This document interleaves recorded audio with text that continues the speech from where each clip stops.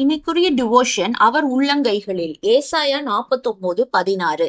கடவுளின் கிருபையால் நம்ம எல்லாருமே ஒரு புதிய மாதத்தை பார்த்திருக்கோம். 11வது மாதத்துக்குள்ள வந்திருக்கோம். நாம் கடந்து வந்த பாதைய சற்று திரும்பி பார்ப்போம்னா எவ்வளவு கடினமான பாதையை நம்ம ஒவ்வொருத்தவங்களும் கடந்து வந்திருக்கிறோம். எத்தனை நெருக்கமான பிரச்சனைகளை சந்தித்திருக்கலாம். எத்தனையோ முறை போதும் ஆண்டவரே அப்படின்னு சோர்ந்து போய் முறையிட்டு இருக்கலாம். இத்தனை மாதத்துல எத்தனை முறை நம்முடைய கால்கள் சருகிட்டிருக்கோம். ஆனாலும் அவருடைய கிருபை மாத்திரம் ஏற்ற வேலையில தாங்காதிருந்தா நம்ம எப்பயோ அழிந்து போயிருப்போம். அதனால நம்ம எல்லாரும் ஒன்று செய்வோம்.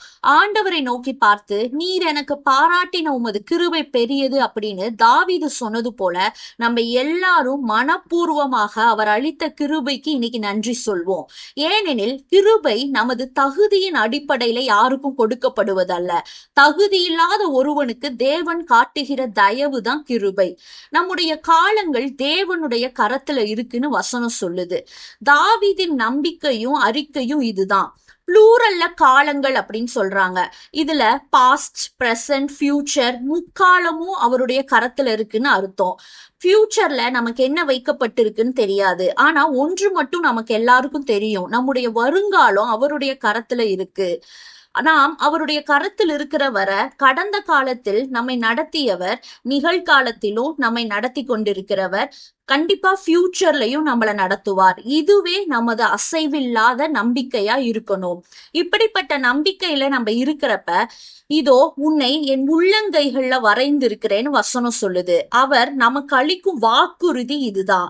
உலக வழக்குல நமக்கு பிடிச்ச ஒருத்தவங்களை நம்ம மார்பிலோ இல்லைன்னா முதுகுலையோ முன்னங்கைகள்லயோ பச்சை குத்தி டாட்டூ போட்டுக்கொள்றது இப்போ ஒரு ட்ரெண்டா இருக்கு.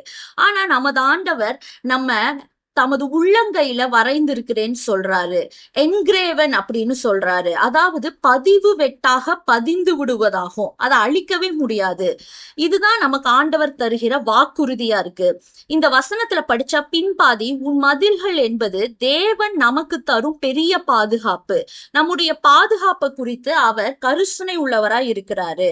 நீர் என்னை உமது இருதயத்தில் மேல் முத்திரையை போலவும் உமது புயத்தின் மேல் முத்திரை போலவும் வைத்துக் கொள்ளும்னு சூலமித்தி தன் நேசரை பார்த்து சொல்வது போல நம்மளும் இன்னைக்கு, ஆண்டவரே என்னை உமது கைகளில் மாத்திரம் அல்ல உம்முடைய இருதயத்திலும் முத்திரையை போல வைத்துக் கொள்ளும்னு நம்முடைய இருதயத்தின் ஆழத்துல இருந்து கொண்டு சொல்லணும்.